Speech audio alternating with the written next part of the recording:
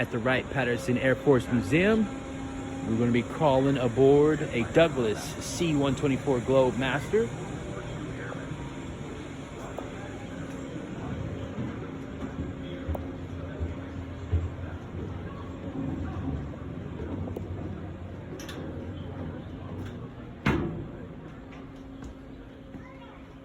This big bird had a large capacity on the inside.